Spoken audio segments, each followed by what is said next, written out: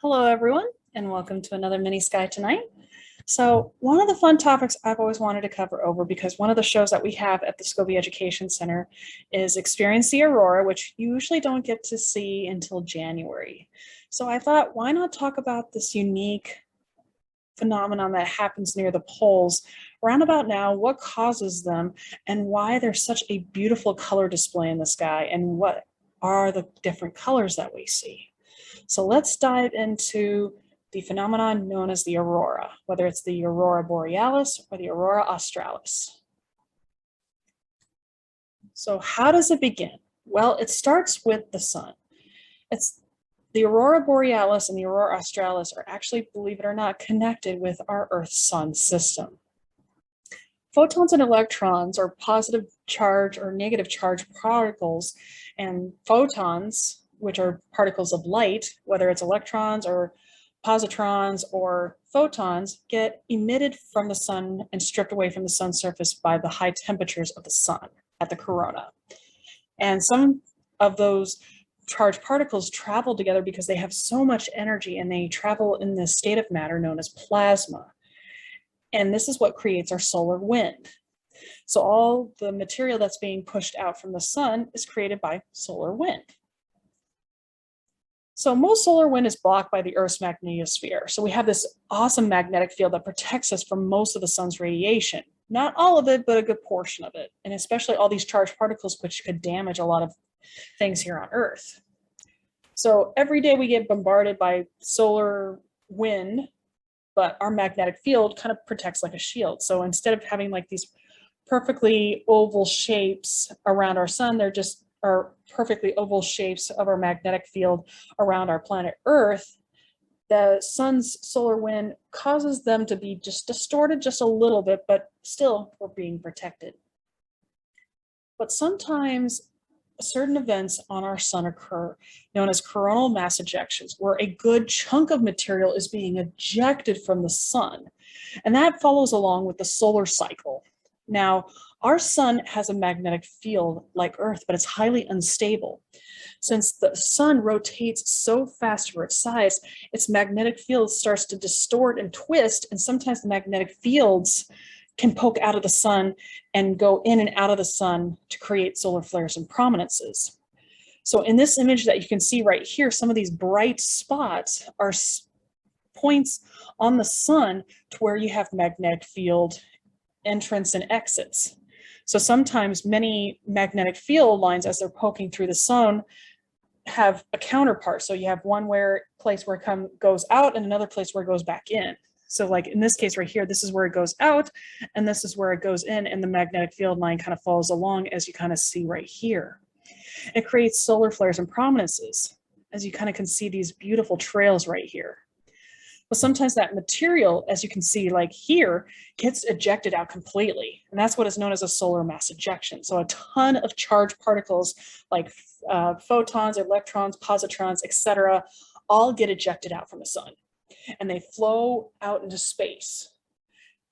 And from there, that solar wind or that coronal mass ejection flows out into space. And if it interacts with our Earth, it bends the magnetosphere. So as you can see, our magnetosphere has these perfectly curlicues, but it's supposed to extend outwards, but the magnetic sphere gets bent backwards so much because there's so much material being blown towards it. So it's kind of like being in like a hurricane. So if it's just a gentle breeze like normal solar wind, I can take it. But in this particular case with a coronal mass ejection, it gets bent back so far that it snaps backwards and tries to snap back into place, as you kind of can see right here. So these magnetic field lines go all the way out here, and then they try to snap back into place, and some of the charged particles get caught by the snapback. And those charged particles, since they love magnetic field lines, flow up our magnetic field lines to the poles and interact with our atmosphere. Now, just a little bit of chemistry. Noble gases, when you look at the atom of a noble gas, you have the core, which is protons and neutrons, and then you have these shells of electrons that orbit the central atom. those electrons, especially for noble gases, have filled up their electron shells. They don't want extra electrons and other things to connect with them. Unlike elements like, for example, oxygen, which has gaps in its electron shell, oxygen and carbon and other types of elements interact with other elements as well because they're trying to complete their outer shell. But many of your noble gases have a complete outer shell, so they don't interact with other things. And so when they get energy from all these particles that are bombarding the atmosphere, and one of these particles bounces off and or photons get absorbed by the atoms, they try to emit it back out because they want to be stable. They don't want to have excess energy. They don't want an electron stripped off. They basically just want to be in their own place. So they often release this excess amount of energy in the form of light. And we can see that light by colors. So the colors that you see in our atmosphere with all this beautiful curtaining and everything is created by all the different gases in our atmosphere. So the different colors that you see signify the different elements in our atmosphere and how high they are. So for example, your red colors that you usually sometimes see are your oxygens, which are over 150 miles up above the Earth's surface. So sometimes it could be ozone, or sometimes it could be just singular oxygen, but most of those oxygens are upper part of the atmosphere. And sometimes your pinks too, but usually the reason being why you start getting pinks is because those oxygens just didn't receive a lot of energy, so it just only emitted just a little bit, whereas in your reds received a ton of energy in the upper part of the atmosphere, and they wanted to get rid of it as fast as possible, so they just blared out bright red. The pinks, they received a little bit of energy, and then they just blared it out in pinks. Yellows and greens are basically different types of oxygen, but they're usually lower level. So the yellows are over 150 miles, but sometimes they tend to be a mixture of red and pink a little bit, but sometimes you can have yellow as well. Greens, however, are at 150 miles or lower, usually between 60 to 150 miles. And they're usually the first colors that you see when you see an aurora. When you look onto the horizon towards the north, you'll start seeing the green curtains as they are appear. And then you start seeing the other colors as more of the particles start to emit. Blues and violets are usually your nitrogens and argons at 60 miles above the surface, and oranges and whites, as you kind of can see here, you kind of see a little bit of this orange color in here and some whites up in here. Those are just generally because there's just all that light that's being emitted at the same time. You just see those colors. It's just blues and reds emitting at the same time, and some of the greens. So those different colors just basically tell us we have oxygen and nitrogen in our atmosphere. So what's the difference between Aurora Borealis and the Aurora Australis? The Aurora Borealis is in the northern hemisphere, and the Aurora Australis is in the southern hemisphere.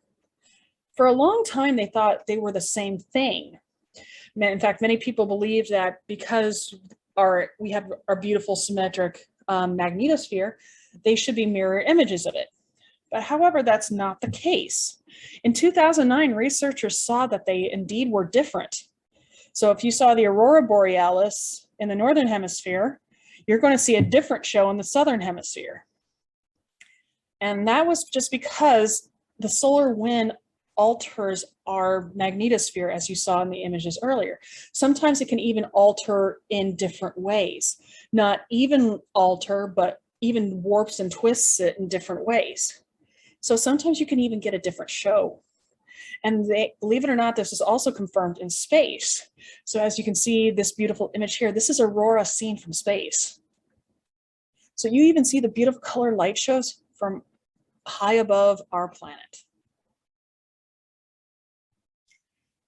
So speaking of space, can you see aurora on different places? And yes, we have detected aurora in different places. As long as the body has a strong magnetic field and it has an atmosphere that it can interact with, you can get aurora. And we have seen aurora not only on Earth, but Jupiter, Saturn, Uranus, and Neptune. These were kind of first discovered by Voyagers 1 and 2. And then later on, as we've sent other spacecraft to other gas giants, we have discovered it. We haven't seen any aurora on Venus because it doesn't have a strong magnetic field as well as Mars. Even though they have atmospheres, they don't have a strong magnetic field. In fact, I would love to look at images of the aurora from Uranus and Neptune.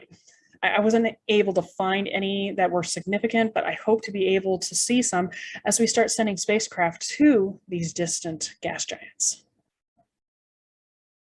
So when and where can you find them? Because you're thinking to yourself, oh, these are such beautiful displays, and people say, oh, they're a once in a lifetime thingy and you got to do it.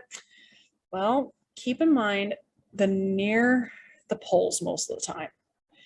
So during times where you have solar winds hitting us, and or sometimes those coronal mass ejections do hit, if it's just a standard CME, coronal mass ejection, it only will have enough energy just to travel down to the Arctic Circle and just a little bit below. So places like Alaska usually tends to get a lot of aurora. So if you ever want to take an Alaskan cruise sometime, do it during the winter. Yes, I know it is super cold. It is bitterly freezing, but the winter time is the best time. And here's why. Because during the summertime, the days are much longer in Alaska than they are in the wintertime. So the chances of you seeing aurora during the summertime is very slim, because that's not only its longest days and very, very short nights, but you also have the dilemma too, where that's where a lot of Alaska starts melting up and you start getting rainy seasons. So summertime is not necessarily the best time to go observe, even though, yes, in terms of temperature, it's much more comfortable. The best times are actually during the late fall, early winter. So if you want to make the hike to see a beautiful colored light show, just be sure to bundle up. However, there have been times in history where we have received a huge coronal mass ejection from the sun, and it has bombarded the Earth to where it has enough power to extend further down into the United States, sometimes even as far as Texas. These are rare occasions, but they do indeed happen. So if you ever want to track those opportune times where it's going to be powerful enough to where you could possibly see it, obviously go away from city lights. You don't want to confuse a bright city glow with the aurora. And you want to have a nice clear view of the northern sky. So go far north as possible to where you have a clear, dark view sky. And if it just happens to be that one time where you heard from somebody saying, hey, the aurora are going to be out tonight, look to the northern horizon to look for the green glow. And that will be your indicator of aurora. But if you want to check out when you can check when those events occur, the two best sites that I've seen thus far that can track when we have major solar flares that can hit the Earth and are powerful enough, NOAA, the National Oceanic and Atmospheric Administration, which has a ton of satellites up in the upper atmosphere. One of them tracks our sun, and spaceweather.com also tracks the sun. They basically can indicate to you when a huge solar flare is going to hit the Earth and when to prepare to look for aurora, and if indeed it could be powerful enough to be visible from where you are. I'll be sure to leave these two links in the description, so if you want to check them out later, you're more than welcome to. So these are the beautiful color displays known as the aurora. If there is a question you would like for me to answer, leave it down in the comments below. Or if there's a comment you would like to leave behind, leave it down in the comments as well. If there's a topic you would love for me to cover over, also leave that down in the comments. And until next time, stay safe, stay healthy, and as always, never stop learning.